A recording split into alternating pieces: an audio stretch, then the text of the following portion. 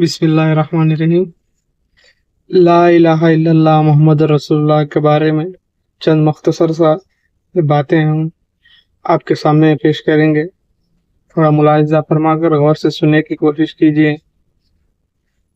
لا الہ الا اللہ محمد الرسول اللہ یہ بہت بھاری اور بہت بڑا کلمہ ہے بظاہر دیکھنے سے، اور اس کو عمل کرنے سے بندہ اتنا ہی پاورفل ہو جاتا ہے اور اتنا ہی طاقت والا ہو جاتا ہے اور اتنا ہی روحانی والا ہو جاتا ہے کہ اللہ تبارک و تعالیٰ اس کے لیے کامیابی جسمانی اور روحانی دونوں کے لیے بھی راستے کھول دیتے ہیں۔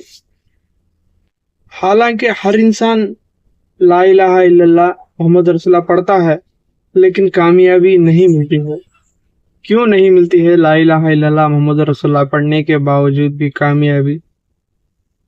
اس لیے کہ لا الہ الا اللہ کا ذکر کرنے کے باوجود بھی جو یعنی اللہ تبارک و تعالیٰ جن کاموں سے دور رہو بولا ہے انسان وہ کام کرتا ہے، جیسا کہ دھوکہ دینا، خدا کی نافرمانی کرنا، دوسروں کو تکلیف دے کے خود کو فائدہ حاصل کرنا، اور دوسرے کو برباد کر کے یعنی کہ دوسرے کو نقصانی دے کے اس سے جو فائدہ آتا ہے وہ اپنی زندگی میں استعمال کر کے اپنی روحانی زندگی کو خطرے میں ڈال رہا ہے۔